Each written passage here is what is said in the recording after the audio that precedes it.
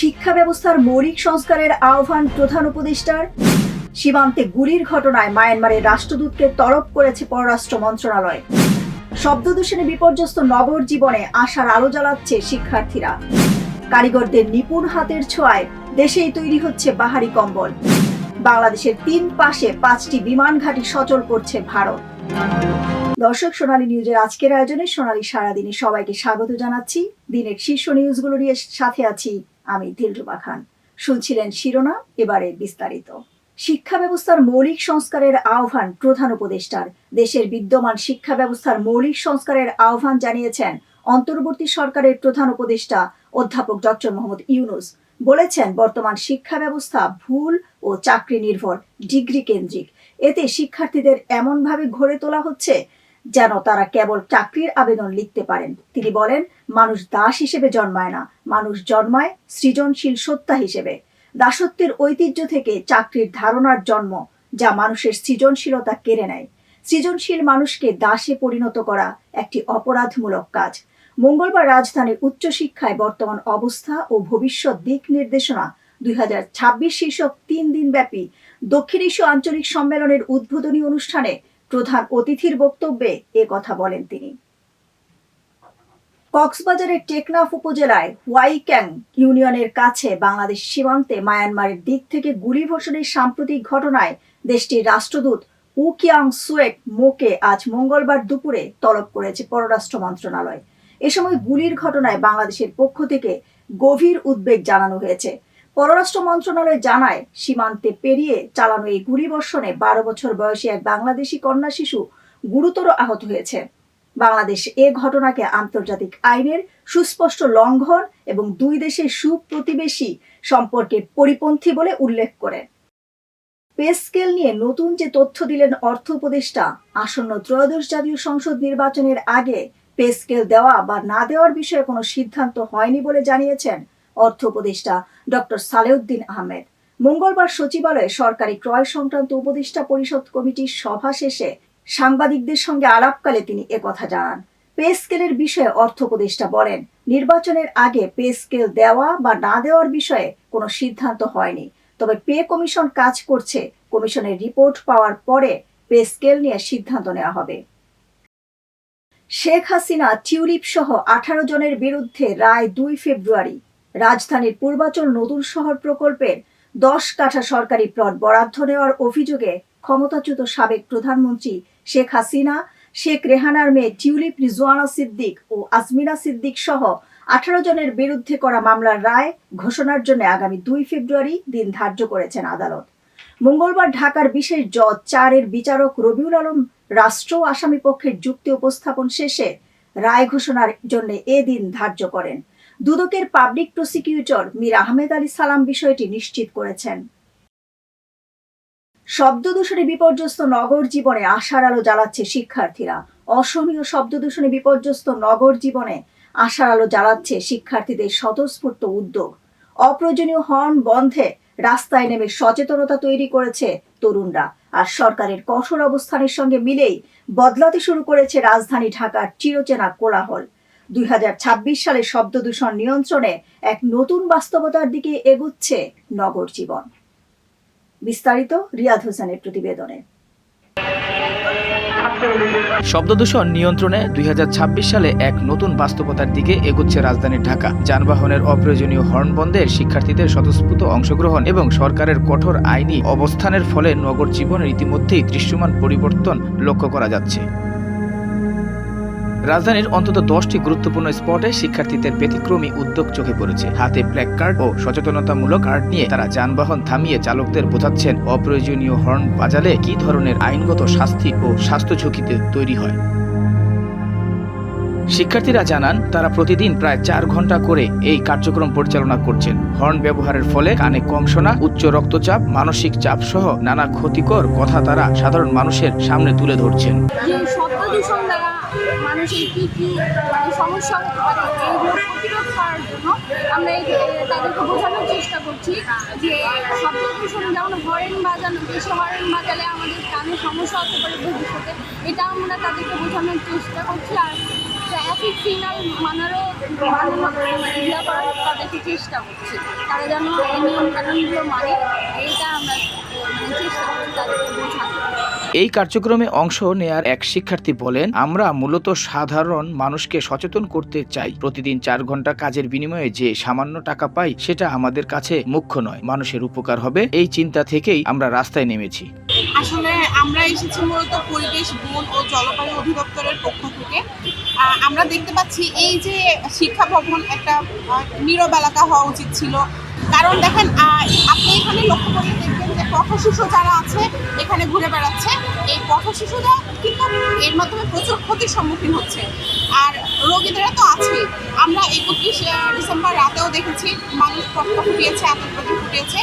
এটার ফলে মানুষের যে হৃদরোগের ঝুঁকি বেড়ে যাচ্ছে, কানের যে সমস্যাগুলো তৈরি হচ্ছে, মস্তিষ্কের ক্ষতি হচ্ছে, এই যে মানুষ হর্ন বাজাচ্ছে, এটা কিন্তু একজন আরেকজন আগে উঠতে পারবে না, তারপরে ওরা হর্ন বাজিয়ে যাচ্ছে, কেউ কোনো কথা শুনে না। এখন আমরা বলতে চাচ্ছি যে শুধুমাত্র হর্ন বাজানো না, সকল প্রকার শব্দ দূষণ ঘটিত যে কাজগুলো আছে আমরা সবগুলো বন্ধ করব। বিশেষজ্ঞরা মনে করছেন, শিক্ষার্থীদের এই মানবিক ও দায়িত্বশীল উদ্যোগ সরকারের আইনি পদক্ষেপের সঙ্গে সমন্বয় হয়ে রাজধানীকে ধীরে ধীরে একটি শান্ত ও বাসযোগ্য নগরীতে রূপ দিতে সহায়তা করবে। কারিগরদের নিপুণ হাতের ছোঁয়ায় দেশেই তৈরি হচ্ছে বাহারি কম্বল। শীত এলেই কর্মচাঞ্চল্য মুখর হয়ে ওঠে সিরাজগঞ্জের কাজীপুর।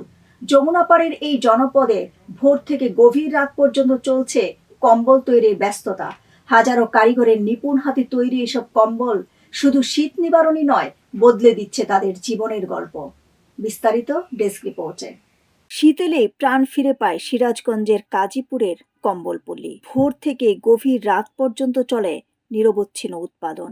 এখানকার কারিগরদের হাতের ছোঁয়ায় তৈরি হচ্ছে হাজারো বাহারি কম্বল। গার্মেন্টস কারখানা থেকে আনা ঝুট কাপড় দিয়ে তৈরি হচ্ছে এই কম্বল। অল্প খরচে উন্নত মানের পণ্য তৈরি করে স্বাবলম্বী হয়েছেন প্রায় 40,000 মানুষ। যমুনা নদীর ভাঙন কবলিত কাজীপুর উপজেলার শিমুলদায়ের বাজার এখন পরিচিত বাংলাদেশের কম্বল শিল্প নামে। কাজীপুর ছাড়াও শিমুলদায়ের, শ্যামপুর, ছালাভরা, কুনকুনিয়া, ঢেকুরিয়া সহ আশেপাশে প্রায় 25 থেকে 30টি গ্রামের প্রতিটি ঘরেই চলছে কম্বল ঘিরে কর্মযজ্ঞ। প্রায় 3 দশকের বেশি সময় ধরে এখানে চলে আসছে এই শিল্প। সিরাজগঞ্জের কম্বলের চাহিদা রয়েছে সারা দেশে। প্রতি বছর শীত মৌসুমে প্রায় 300 কোটি টাকার কম্বল বিক্রি হয় এখানে। এই কাজ করেই সংসার চলে শত শত শ্রমিকের। ছেলেমেয়ের পড়াশোনা, সংসার খরচ সবই এই কম্বল থেকে আসে। আমরা এই জায়গায় কাজ করার পরে আমাদের সংসারটা সচ্ছলভাবে চলছে। এর দ্বারা আমাদের কর্মসংস্থান বাড়ছে। আমরা প্রথম পর্যায়ে তো ঢাকা গার্মেন্টসে চাকরি করতাম, যখন আমাদের এই পল্লী এলাকায় এই কাজটা শুরু হয় আমাদের আর গার্মেন্টসে যাওয়া লাগে না। এখানে লেখাপড়ার পাশাপাশি কম্বলের কাজ করি। এখানে আমার মতো অনেকেই কাজ করে এবং তাদের দৈনিক খরচ এবং লেখাপড়ার খরচ এখান থেকেই তারা বের করে। তবে সম্ভাবনাময় এই খাত নানা সমস্যায় জর্জরিত। ব্যাংক ঋণ ও আধুনিক ব্যাংকিং সুবিধা না থাকায় ব্যবসা সম্প্রসারণ সম্ভব হচ্ছে না দাবি উদ্যোক্তাদের। এই কম্বল ব্যবসাটা আমাদের দীর্ঘ 20 থেকে 25 বছর হওয়ার কারণে আমাদের এই পল্লীর বিভিন্ন মানুষের কর্মসংস্থান হয়েছে, তারা আর্থিকভাবে লাভবান হচ্ছে, আমরা নিজেরাও আর্থিকভাবে লাভবান হচ্ছি। আমরা চেষ্টা করছি যদি আমরা সহজ শর্তে বা কোন ক্ষুদ্র ঋণগুলো পেয়ে থাকি, আমাদের যদি একটা ভালো ব্যাংক স্থাপন করা হয় আমাদের এই বাজারটাতে, তাহলে আমরা অনেক উপকৃত হব। টাকা বিশেষ করে দেখা যায় যে বিভিন্ন এনজিওরা অনেক চড়া শর্তে আমাদের থেকে ঋণ দিয়ে থাকে। তো আমরা যদি একটু কম সুদের ঋণটা পেয়ে থাকি, আমরা আমাদের ব্যবসাটাকে আরও পরিসর বড় করতে পারবো এবং আমরা আর্থিকভাবে লাভবান হব। স্বল্প সুদে ঋণ, উন্নত নিরাপত্তা আর সরকারি সহায়তা পেলে এই শিল্প আরও বড় আকারে দেশের অর্থনীতিতে অবদান রাখতে পারবে বলে আশা উদ্যোক্তাদের। ডেস্ক রিপোর্ট, সোনালী নিউজ। এবারে আন্তর্জাতিক সংবাদ। বাংলাদেশের 3 পাশে 5টি বিমান ঘাঁটি সচল করছে ভারত। বাংলাদেশের সীমান্তবর্তী রাজ্যগুলোর আঞ্চলিক যোগাযোগ বৃদ্ধি এবং কৌশলগত নিরাপত্তা নিশ্চিত করতে দ্বিতীয় বিশ্বযুদ্ধের সময়কার 5টি পরিত্যক্ত এয়ারস্ট্রিপ ও বিমান ঘাঁটি পুনরুজ্জীবিত করার পরিকল্পনা নিয়েছে ভারত সরকার। পশ্চিমবঙ্গ, আসাম ও ত্রিপুরায় অবস্থিত এই ঘাঁটিগুলো সংস্কারের মূল লক্ষ্য হল ভারতের অত্যন্ত স্পর্শকাতর শিলিগুড়ি করিডোর বা চিকেন স্নেক এর সুরক্ষা আরও জোরদার করা। ভারতীয় সংবাদ মাধ্যম টাইমস অফ ইন্ডিয়ার প্রতিবেদন অনুযায়ী এমন এক সময় এই উদ্যোগ নেওয়া হয়েছে যখন প্রতিবেশী বাংলাদেশের সঙ্গে ভারতের কূটনৈতিক সম্পর্ক ইতিহাসের সর্বনিম্ন স্তরে অবস্থান করছে। মূলত উত্তর পূর্ব ভারতের সঙ্গে মূল ভূখণ্ডের একমাত্র স্থল সংযোগ এই সরু করিডোরটি। নিরাপত্তা নিয়ে নয়াদিল্লি বর্তমানে কোনো ধরনের ঝুঁকি নিতে রাজি নয়। এবারে খেলার সংবাদ। আসন্ন আইসিসি টি-20 বিশ্বকাপকে ঘিরে যুব ও ক্রীড়া উপদেষ্টা আসিফ নজরুলের বক্তব্য আর বিসিবির অবস্থান দুটোই এখন আলোচনার কেন্দ্রে। একদিকে বলা হচ্ছে ভারতের নিরাপত্তা পরিস্থিতিতে বাংলাদেশের খেলার সুযোগ নেই, অন্যদিকে বিসিবি জানাচ্ছে আইসিসি এমন কোনো সিদ্ধান্তই দেয়নি। তাহলে আসলে কি আছে আইসিসির থ্রেট অ্যাসেসমেন্ট রিপোর্টে? বিস্তারিত ডেস্ক রিপোর্টে। যুব ও ক্রীড়া উপদেষ্টা আসিফ নজরুল আর বাংলাদেশ ক্রিকেট বোর্ড এখন যেন মুখোমুখি দাঁড়িয়ে।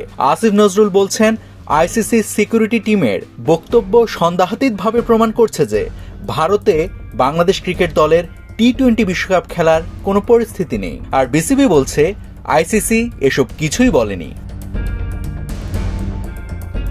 আসন্ন আইসিসি টি-20 বিশ্বকাপ নিয়ে আইসিসির থ্রেট অ্যাসেসমেন্ট রিপোর্টের ভিত্তিতে আসিফ নজরুল উপরের কথাগুলো বলেছেন। এই রিপোর্টটা আসলে কি, বা এখানে কি লেখা হয়েছে, কারা দেয় এই রিপোর্ট? চলুন আপনাদেরকে ব্যাখ্যা করি কেন আসিফ নজরুল আর বিসিবি এখন মুখোমুখি অবস্থানে। ধরুন উত্তরা থেকে আপনাকে যেতে হবে গুলশানের একটি অফিসে, কিন্তু গুলশানে ঝামেলা চলছে এবং বৃষ্টি হচ্ছে, বৃষ্টির পানিও নামেনি, রাস্তায় তীব্র যানজট। আপনি অফিসে ফোন করে বললেন পরিস্থিতি খারাপ শুনেছি, আজ আমি যাচ্ছি না অফিসে, কিন্তু তখন আপনার সে অফিস জানালো সবই তো ঠিকঠাক আছে। অফিসের কথার পরও আপনি আশ্বস্ত হচ্ছেন না, আপনার মনে সন্দেহ কাটছে না। তখন তারা একজনকে রাস্তায় পাঠালো গুলশানের প্রকৃত পরিস্থিতি দেখতে, বৃষ্টি, যানজট, ঝামেলা সবকিছু। সে তৃতীয় ব্যক্তি ফিরে এসে অফিসকে জানাবে বাস্তব অবস্থা, অফিস সেটা আপনাকে জানাবে, আর এরপর আপনি সিদ্ধান্ত নেবেন আপনি গুলশানে যাবেন কি যাবেন না, সেটা আপনার জন্য নিরাপদ কি নিরাপদ না। এখানে আপনি হলেন বাংলাদেশ সহ বিশ্বকাপে অংশ নিতে যাওয়া সব ক্রিকেট বোর্ড, আর গুলশানের অফিসটি আইসিসি। আর যে ব্যক্তিকে গুলশানের ওই অফিস পরিস্থিতি বোঝার দায়িত্ব দিয়েছিল সেটি হচ্ছে আইসিসির স্বাধীন নিরাপত্তা বিশ্লেষক দল। টি-20 বিশ্বকাপ ঘিরে আইসিসির ইন্টারনাল থ্রেট অ্যাসেসমেন্ট রিপোর্ট নিয়ে যে বিতর্ক সৃষ্টি হয়েছে সেটা আসলে নিরাপত্তা বিশ্লেষকদের একটি মূল্যায়ন রিপোর্ট, কোনো সিদ্ধান্ত নয়। এই রিপোর্টটি প্রস্তুত করে আইসিসির স্বাধীন নিরাপত্তা বিশ্লেষক দল, যার সঙ্গে স্বাগতিক দেশের নিরাপত্তা সংস্থা সহ আন্তর্জাতিক নিরাপত্তা সংস্থার প্রতিনিধিরাও যুক্ত থাকেন। রিপোর্টের কাজ শুধু স্বাগতিক দেশের বর্তমান পরিস্থিতি তুলে ধরা, কোন দল যাবে বা যাবে না, ম্যাচ সরবে কি সরবে না, এসব সিদ্ধান্ত বোর্ডগুলোর, সেই স্বাধীন নিরাপত্তা বিশ্লেষকের নয়। বর্তমান রিপোর্টে 3টি উদ্বেগের জায়গা উল্লেখ আছে। আসন্ন জাতীয় নির্বাচনের সময় বাংলাদেশকে নিয়ে ভারতে উত্তেজনা বাড়ার সম্ভাবনা রয়েছে। দ্বিতীয়ত, টাইগারদের জার্সি পরে বাংলাদেশি দর্শকদের ভারতে ঘোরাফেরা নিয়ে ঝুঁকি আছে। এবং সবশেষ, মোস্তাফিজকে আইপিএল থেকে বাদ দেওয়ার ঘটনাকে কেন্দ্র করে আবারও অস্থিরতা সৃষ্টির সম্ভাবনা রয়েছে যদি মোস্তাফিজ বাংলাদেশ ক্রিকেট দলের সঙ্গে থাকে। তবে রিপোর্টগুলোর কোথাও বলেনি বাংলাদেশকে ভারতের বাইরে খেলতে হবে বা মোস্তাফিজ ছাড়া অংশ নিতে হবে। এদিকে যুব ও ক্রীড়া উপদেষ্টা আসিফ নজরুল রিপোর্টটিকে ভারতে খেলার কোনো পরিস্থিতি নেই এভাবে ব্যাখ্যা করেন। তবে এটাও মনে রাখতে হবে, এই রিপোর্ট আইসিসির অফিসিয়াল জবাব বা সিদ্ধান্ত নয়, বরং বোর্ডগুলোর সিদ্ধান্ত নেওয়ার আগে একটা ইনপুট মাত্র। বিসিবির ব্যাখ্যাও তাই, এটি শুধুই অভ্যন্তরীণ নিরাপত্তা যোগাযোগ, ভেন্যু বদলের অনুরোধের জবাব নয়। এখনো আইসিসির অফিসিয়াল সিদ্ধান্ত বা প্রস্তাব আসেনি। নাভিদ হাসান, সোনালী নিউজ। এবারে বিনোদন সংবাদ। চালিউডের অন্যতম জনপ্রিয় জুটি দেব শুভশ্রীকে ঘিরে আবারও চমক। ধূমকেতুর পর এই জুটির ভবিষ্যৎ নিয়ে যখন নানা প্রশ্ন, ঠিক তখনই ইন্ডাস্ট্রির অন্দরমহলে শোনা যাচ্ছে নতুন গুঞ্জন। সব ঠিক থাকলে ভক্তদের জন্য অপেক্ষা করছে বড় সারপ্রাইজ। নতুন ছবিতে ফের একসঙ্গে দেখা যেতে পারে দেব ও শুভশ্রীকে। বিস্তারিত ডেস্ক রিপোর্টে। দীর্ঘ প্রতীক্ষার পর মুক্তি পেয়েছিল দেব ও শুভশ্রী অভিনীত ধূমকেতু। ছবিটি মুক্তির পর থেকে দর্শকদের মনে ঘুরপাক খাচ্ছিল একটাই প্রশ্ন, এটাই কি তবে এই জনপ্রিয় জুটির শেষ ছবি? 1 বছর পেরুতেই সেই প্রশ্নের উত্তর মিলতে শুরু করেছে, তবে পুরোটা নয়, এখনো রয়ে গেছে রহস্য। ইন্ডাস্ট্রির অন্দরে গুঞ্জন, 2026 সালে ফের একসঙ্গে বড় পর্দায় ফিরছেন দেব ও শুভশ্রী গাঙ্গুলি। শুধু তাই নয়, সবকিছু ঠিকঠাক থাকলে এবছরের দুর্গাপূজায় মুক্তি পেতে পারে তাদের নতুন ছবি, যদিও এখনো আনুষ্ঠানিক ঘোষণা আসেনি। গত বড়দিনে দেব ও শুভশ্রীর আলাদা আলাদা ছবি মুক্তি পেলেও প্রেক্ষাগৃহ বঞ্চন ঘিরে তৈরি হয় বিতর্ক। সেই বিতর্কের রেশ কাটতে না কাটতেই ফের একসঙ্গে কাজ করার সিদ্ধান্ত। স্বাভাবিকভাবেই প্রশ্ন উঠছে, তবে কি সব দূরত্ব মুছে গেছে? ধূমকেতুর প্রচারে দেব শুভশ্রীকে ঘিরে যে উন্মাদনা দেখা গিয়েছিল তা আজও ভুলেননি অনুরাগীরা। ট্রেলার লঞ্চে একসঙ্গে নাচ, মন্দিরে পুজো, সমাজ মাধ্যমে ঘনিষ্ঠতা, সব মিলিয়ে ফিরে এসেছিল পুরনো ম্যাজিক। কিন্তু ছবি মুক্তির পরই শুরু হয় ভিন্ন গল্প। কিছু মন্তব্য, কিছু পোস্ট, আর তাতেই ছড়িয়ে পড়ে দূরত্বের গুঞ্জন। বিতর্কে ছড়িয়ে পড়ে আরো কিছু পরিচিত নাম। প্রশ্ন উঠে, তবে কি এই জুটি আর ফিরবে না? নতুন বছরের শুরুতেই সেই প্রশ্নে আবার নতুন মোড়। শোনা যাচ্ছে আদ্যপান্দ একটি প্রেমের গল্পেই ফের জুটি বাঁধছেন দেব ও শুভশ্রী। প্রযোজনার দায়িত্বে থাকছে দেব এন্টারটেইনমেন্ট। তবে কে পরিচালনা করবেন এই ছবি, সেই রহস্য এখনো অজানাই। সব বিতর্ক, সব জল্পনা ছাপিয়ে কি আবার বড় পর্দায় ফিরছে সেই চেনা রসায়ন? সত্যি কি দুর্গাপূজায় আসছে দেব শুভশ্রীর নতুন ছবি, নাকি অপেক্ষা আরো দীর্ঘ? আপাতত এই প্রশ্নের উত্তর দেবে সময় আর আনুষ্ঠানিক ঘোষণা। ডেস্ক রিপোর্ট, সোনালী নিউজ। দর্শক, সোনালী নিউজের সংবাদ আয়োজন আজ এ পর্যন্তই। সোনালী নিউজের সাথে থাকার জন্য ধন্যবাদ সবাইকে।